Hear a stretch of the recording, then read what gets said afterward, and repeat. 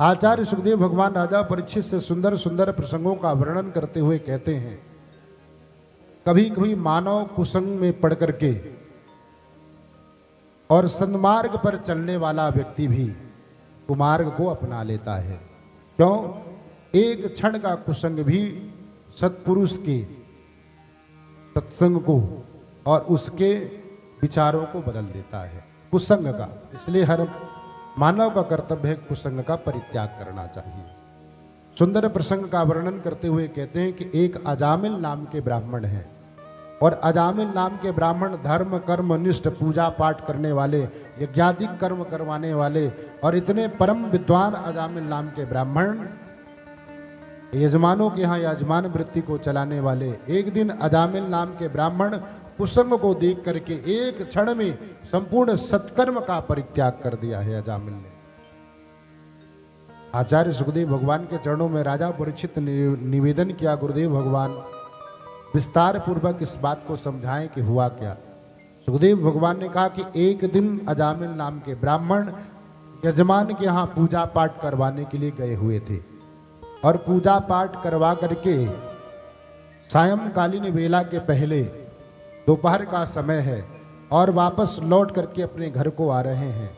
मार्ग में उन्होंने एक गणिका के साथ में एक पराये पुरुष को संगम करते हुए देखा और देखते ही अजामिल की बुद्धि भ्रमित हो गई, चकरा गई और उस गणिका के सौंदर्य को देख करके मोहित हो गए और झाड़ी में छुप करके संपूर्ण दृश्य को देख रहे हैं और इस बात का इंतजार कर रहे हैं अजामिल नाम के ब्राह्मण कि पराया पुरुष यहां से जाए और उस गणिका से मैं बात करूं। और उस गणिका के पास से पुरुष को जाते ही अजामिल नाम के ब्राह्मण गणिका के पास पहुंच जाते हैं और कहते हैं, देवी आप परम सुंदरी हो और आपकी अगर इच्छा हो तो मैं आपसे विवाह करना चाहता हूं। गणिका को चाहिए धन। अब अजामिल नाम के ब्राह्मण के पास खूब सारा धन है और ब्राह्मण देवता ने कहा कि मैं आपको जितना धन की आवश्यकता होगी मैं आपको धन कमा करके दूंगा और आप चल करके मेरी कुटिया में, मेरे महल में निवास करिए। और गणिका अजामिल के साथ चल देती है अजामिल के घर को। जैसे घर के दरवाजे में पहुंचती है वो गणिका, ब्राह्मणी को देख करके उस गणिका ने कहा कि ये कौन है, ये स्त्री कौन है। अजामिल ने कहा कि मेरी धर्मपत्नी, मेरी ब्राह्मणी है। उस गणिका ने कहा कि ये घर में रहेगी तो मैं इस घर में नहीं रहूंगी, उसको आप या तो इसको रखिए या मुझे रखिए। आचार्य सुखदेव भगवान राजा परीक्षित से कहते हैं, ज्यादा आसक्ति होने के कारण, उस गणिका के सौंदर्य पर मोहित होने के कारण उस ब्राह्मणी का परित्याग कर दिया, उसको घर से बाहर निष्कासित कर दिया और उस गणिका को अपने घर में रख लिया। अब धीरे धीरे समय आया कि 2-4 माला जो भगवान की जपा करते, पूजा पाठ करवाना बंद कर दिया, यजमानों के यहाँ जाना बंद कर दिया, संपूर्ण पांडित्य कर्मों को छोड़ दिया, धीरे धीरे कुमारी की ओर चलने लगे उस गणिका के संग के प्रभाव से। क्यों? कि गणिका को चाहिए धन और पूजा पाठ से इतना धन तो संभव है नहीं, यजमान लोग इतना तो देते नहीं है कि उस गणिका को पूरा कर सके उसकी इच्छा को। आज अजामिल नाम के ब्राह्मण ने क्या किया, तो चोरी करना शुरू कर दिया, डकैती डालना शुरू कर दिया। इसलिए इस पवित्र व्यासपीठ से निवेदन करूं कि हर मानव का कर्तव्य है कि कुसंग का परित्याग करे। जीवन में 2 चीजें हैं, सुख दुख जोड़ा है, हानि लाभ, 2 आंख, 2 कान, 2 नाक, 2 हाथ, 2 पैर और सत्संग और बत्संग। आप अगर अपने जीवन में सत्संग को नहीं अपनाएंगे तो आपको बत्संग करना पड़ेगा। आप आजाद भवन के पवित्र प्रांगण में बैठ करके भगवान के मंगलमयी कथा को श्रवण कर रहे हैं, अगर आप इस प्रांगण में नहीं होते तो कहीं न कहीं गपशप लड़ाते होते, कुछ न कुछ। आज आपका परम सौभाग्य कि आप कथा श्रवण कर रहे हैं। कहने का तात्पर्य मानव का कर्तव्य है सत्संग को अपनाए अपने जीवन में। अजामिल नाम के ब्राह्मण कुसंग के कारण बिगड़ गए और ऐसा बिगड़े कि संपूर्ण धर्म कर्म को का परित्याग कर दिया, चोरी करने लगे, डकैती डालने लगे। दिन भर जाकर के गांव नगर में देखते कि आज किस जगह चोरी करना है और रात में आकर के नंगी तलवार लेकर के मस्तिष्क पर काली पट्टी बांध करके भयभीत करा करके चोरी करते, डकैती डालते और ला करके उस गणिका को धन समर्पित करते। आज भगवान श्रीमन नारायण ने मन में विचार किया है, देवर्षि नारद से कहा कि नारद, मेरा परम भक्त लाडला अजामिल आज वैश्या के कुसंग से संपूर्ण धर्म कर्म को छोड़ करके कुमार्ग पर चला गया है और इसी प्रकार से ऐसा करता रहा तो समाज में बड़ी विकृति फैल जाएगी। तुम ऐसा करो, कुछ उपाय करो और उपाय करके उस ब्राह्मण को सन्मार्ग पर लाओ, भटके हुए मार्ग को प्रशस्त करो और सन्मार्ग पर लाओ। आज देवर्षि नारद श्रीधाम अवध पहुंच करके, अयोध्या में पहुंच करके संतों को आदेशित किया है कि आप लोग जाएं और जा करके उस अजामिल को, भटके हुए अजामिल को सन्मार्ग पर लाएं। अब संपूर्ण 10-25 महात्माओं की टोली एकत्रित होकर के देवर्षि नारद के आदेश से श्री अवध धाम से अजामिल के घर की ओर जा रही है और समस्त महात्मा मन में विचार कर रहे हैं कि परमात्मा, देवर्षि नारद के द्वारा इतनी बड़ी जवाबदारी मुझे मिली है, क्या मैं इस जवाबदारी को बखूबी निभा पाऊंगा या नहीं। और मन में विचार करते हुए भगवान का गुणानुवाद करते हुए, कीर्तन करते हुए चल देते हैं। रघुपति राघव राजा राम पतित पावन सीताराम। राघव राजा राम पतित पावन सीताराम।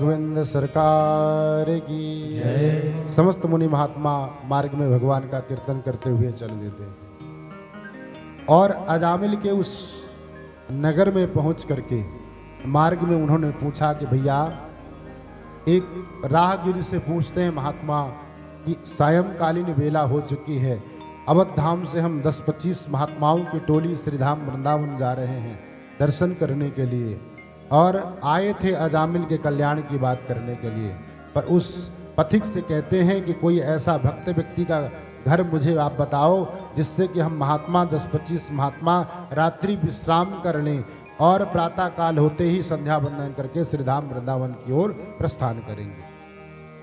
इस बात को सुन करके चरवाहे ने, उस पथिक ने मन में विचार किया कि महात्मा दंड कमंडल लेकर के खूब कीर्तन भजन करते हैं, आज इनको ऐसे घर पहुंचाता हूं कि इनका खूब स्वागत होगा और आवश्यकता पड़ने पर इनकी कुटाई भी हो। खूब भक्त बने फिरते हैं चंदन तिलक लगा करके। आज उस पथिक ने क्या कहा कि इस नगर में सबसे बड़े भक्त का नाम है अजामिल और पीपल का वृक्ष है, उस वृक्ष के सामने उनका घर है और इस नगर के वही सबसे बड़े भक्त हैं, उन्हीं के यहाँ आप रह सकते हैं। लेकिन महात्मा भोले भाले सब कुछ जानते हैं, उसी के कल्याण के लिए तो आए ही हैं देवर्षि नारद के आदेश से। महात्मा सीधे अजामिल के घर के दरवाजे के सामने पहुंच जाते हैं। पीपल के वृक्ष के सामने खड़े होकर के, अजामिल के दरवाजे के सामने खड़े होकर के आवाज लगाते हैं, भैया अजामिल, भक्त अजामिल, बाहर निकलो, आपके दरवाजे पर संत लोग आए हुए हैं और कुछ याचना करना चाहते हैं। अजामिल तो है नहीं, क्योंकि वो निरीक्षण करने के लिए, भ्रमण करने के लिए निकला हुआ है कि रात्रि में कहाँ कहाँ चोरी करनी है, कहाँ कहाँ डकैती डालनी है। अब वो गणिका उस महल से बाहर आती है और उस गणिका ने संतों की आवाज को सुन करके बाहर आई और दूर से महात्माओं को प्रणाम किया है और उसने कहा कि महाराज, मैं आपको छूने लायक नहीं हूं, क्योंकि मानव जीवन में कितना भी कुमार्ग पर व्यक्ति हो और कितना भी गलत कार्य करता हो, लेकिन अंदर बैठा हुआ जो परमात्मा है उसको हर क्षण इंगित करता है कि बेटा ये तुम गलत करने जा रहे हो, ये कार्य तुम गलत कर रहे हो। लेकिन मन शरीर पर इतना हावी है कि उस अंदर बैठे हुए परमात्मा की आवाज़ को नहीं सुनता। आपने अपने जीवन में खूब अनुभव किया होगा, किसी के साथ आप गलत करने जाएं, गलत करें तो आपके अंदर बैठा हुआ परमात्मा, अंतरात्मा रूपी परमात्मा एक बार आपके कानों में आवाज़ जरूर देता है कि बेटा तुम गलत करने जा रहे हो, गलत कर रहे हो। लेकिन मनुष्य अपने अहंकार बस, अज्ञानता बस, भूल बस वो कार्य कर बैठता है। आज उस गणिका को अपनी माँ ने, उसकी माँ ने कहा था कि बेटा सब कुछ करना, लेकिन कभी संत से झूठ मत बोलना और आए हुए अतिथि को अपने दरवाजे से वापस न ले जाने देना, उसका सत्कार अवश्य करना। साईं इतना दीजिए जामे कुटुम समाय, अब मैं भी भूखा ना रहूं, साधु न भूखा जाए। पहले हमारे आपके पूर्वज ये प्रार्थना करते थे कि इतना धन मुझे प्राप्त हो जाए कि हमारा कुटुंब परिवार का भरण पोषण हो और आए हुए अतिथि का सत्कार हो।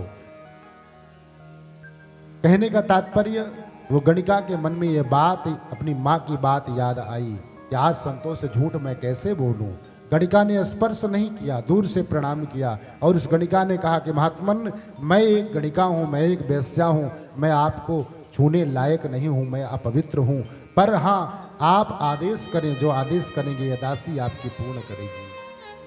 महात्माओं ने कहा कि बेटा हम समस्त महात्मा श्री अवध से आए हुए हैं और श्री धाम वृंदावन की यात्रा के लिए जा रहे हैं और सायंकालीन वेला हो चुकी है, आज रात्रि विश्राम करना चाहते हैं। अगर आपका आदेश हो बेटी तो तुम्हारे इस घर में, इस महल में निवास कर लो।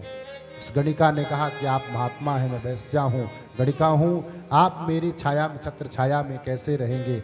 आप ऐसा करें, इस पीपल के वृक्ष के नीचे अपना अपना आसन लगाएं और मैं आपको सूखी सामग्री, आटा, दाल, चावल इत्यादि संपूर्ण सामग्री को प्रदान करती हूँ। अपने हाथों से प्रसाद को बनाएं और भगवान का भोग लगा करके आप भी प्रसाद पाएं और जो भी हो मुझे भी प्रसाद दें। उस गणिका की बात को सुनकर के महात्माओं ने अपना अपना आसन जमाया है। गणिका ने सूखी सामग्री प्रस्तुत की है, महात्माओं ने सुंदर भोजन बनाया है। भोजन बना करके और गोविंद को निवेदित करके जैसे समस्त महात्मा बैठ करके पत्तल में अन्न झरझर आंसू झरने लगे। उन्होंने मन में विचार किया कि महात्माओं, आज इस गणिका का प्रसाद अन्न तो हम विचार किया कि प्रातः काल होते ही अजामिल से ये कह दूं और अजामिल ये मेरी बात मान ले कि 10वें पुत्र का नाम अगर नारायण रख दे तो ये नारायण इसकी आसक्ति होगी और नारायण नारायण पुकारेगा, गोविंद कृपा कर देंगे, इसका कल्याण हो जाएगा। आज प्रातः काल होती महात्माओं ने कहा कि बेटा तुमने खूब स्वागत किया है, खूब सत्कार किया है। संत मुनि महात्मा दरवाजे में पधारते हैं और प्रसाद पाते हैं, विश्राम करते हैं और जब अपनी कुटिया को वापस जाते हैं तो हमारा नियम है कि महात्माओं को दक्षिणा अर्पण की जाती है और भेंट किया जाता है। तो मैं तुमसे एक दक्षिणा मांगना चाहता हूँ। अजामिल धीरे से कहता है कि दंड कमंडल मैंने नहीं छीना आपका, इतनी बड़ी दक्षिणा कम है क्या? मेरी पत्नी के कहने से मैंने आपको रात्रि भर रहने दिया, शांति पूर्वक, और ऊपर से दक्षिणा की याचना कर रहे हो, निकल जाओ सीधे, और नहीं तो मैं भूल जाऊंगा। और डांट लगाता है धीरे से। महात्माओं ने कहा कि बेटा, मैं तुमसे कोई धन, वैभव, संपदा, गाड़ी, घोड़ा, बंगला मांगने नहीं आया हूं। मैं तुमसे केवल करबद्ध प्रार्थना करता हूं, एक छोटी सी बात मेरी मान लेना कि तुम्हारी धनो पत्नी के गर्भ से जो 10वीं संतान उत्पन्न होगी उसका नाम सिर्फ नारायण रख देना, बस यही दक्षिणा मुझे चाहिए। इस बात को सुनकर के गणिका के नेत्रों से झरझर आंसू झरने लगे और उसने सोचा कि धन्य है विधाता, मैंने जीवन पर्यंत क्रूर कर्म किया है, कुत्सित कार्य किया है, आज इन महात्माओं के कहने से मैं छोटा सा कार्य नहीं कर सकती। उस गणिका ने तुरंत स्वीकार किया, महात्माओं आपका बड़ा परम उपकार है मेरे ऊपर, मेरी आंखों को आपने खोल दिया है। जीवन पर्यंत मैंने कुत्सित कर्म किया है, क्रूर कर्म किए हैं, आज से मैं उस कर्मों का परित्याग करती हूँ और मैं आपके बताए हुए इस नाम को अपने पुत्र का नाम नारायण रखूं। अजामिल ने गणिका के मुख से हाँ सुना तो तुरंत उसने हाँ कर दिया और महात्मा वहां से चले देते हैं। महात्मा यहां से गए, समय व्यतीत हुआ, 9वां महीना जैसे आया, वो बालक उत्पन्न हुआ। उत्पन्न होते ही अजामिल ने, उस गणिका ने उस बालक का नाम नारायण रख दिया। अब भगवत कृपा से, संतों की कृपा से उस अजामिल की इतनी बड़ी आसक्ति बढ़ी उस छोटे पुत्र में कि बात बात में नारायण नारायण पुकारता। नारायण बेटा कहाँ हो, नारायण बेटा कहाँ हो। जब नारायण खाता तो खाता, जब नारायण खेलता तो खेलता, मतलब संपूर्ण अपनी दिनचर्या को नारायण के पीछे लगा दिया। यही तो महात्मा चाहते थे। गणिका ने अपने कुत्सित कार्यों को छोड़ दिया है, सतमार्ग को अपनाया है, सानंद जीवन व्यतीत होने लगा। एक दिन समय आया अजामिल के जाने का। यमराज ने कहा कि जाओ अजामिल को लेकर के आओ, अपने दूतों को कहा कि जाओ अजामिल को लेकर के आओ। और आज यमदूत आते हैं। अजामिल चारपाई पे पड़ा है और यमदूतों को देख करके छटपटाता है, चिल्लाता है और मन में सोचता है कि मुझे इनसे कोई रक्षा करे मेरी। और मन में तुरंत जब मानव के जीवन में संकट आता है तो ये मानव सबसे ज्यादा जिससे प्रेम करता है उसी को आवाज लगाता है। आज अजामिल अपने छोटे पुत्र नारायण को पुकारता है, बेटा नारायण बचाओ, बेटा नारायण बचाओ, बेटा नारायण बचाओ। जैसे नारायण ने आवाज को सुनी है, भगवान श्रीमन नारायण ने अपने दिव्य पार्षदों को भेज दिया है, जाओ मेरा भक्त मुझे पुकार रहा है, उन यमदूतों को फटकार लगा दो, वहां से हटा दो और मेरे भक्त को बचाओ। भगवान के दिव्य पार्षद आए और आकर के अजामिल के सर के समीप खड़े हो जाते हैं। सर के समीप भगवान के दिव्य पार्षद खड़े हैं, पैरों की तरफ यमदूत खड़े हुए हैं और सुंदर वार्तालाप सत्संग हुआ है, शास्त्रार्थ किया है यमदूतों ने और भगवान के दिव्य पार्षदों ने।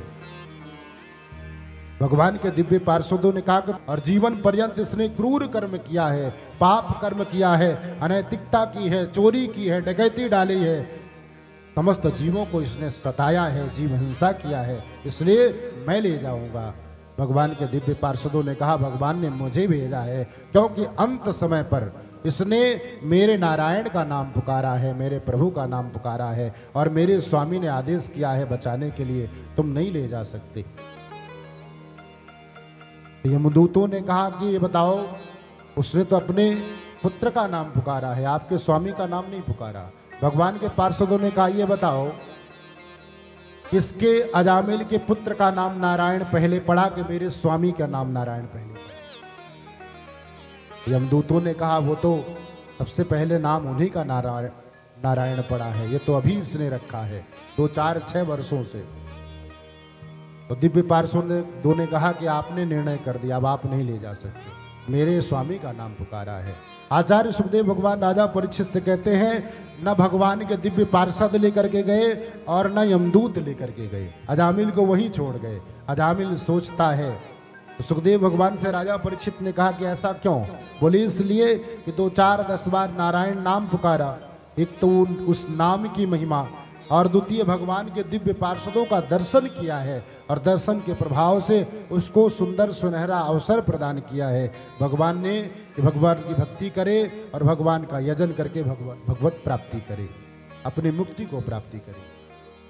आज इस बात को सुन करके राजा परीक्षित गदगद हो रहे हैं। धन्य है गुरुदेव, आपने कितना सुंदर प्रसंग श्रवण कराया। अजामिल को सुंदर अवसर प्राप्त हुआ और अजामिल संपूर्ण अपने कुत्सित कार्यों को छोड़ करके गणिका के साथ में भगवान की भक्ति करके और भगवत प्राप्ति करी। बोले भक्तवत्सल भगवान की।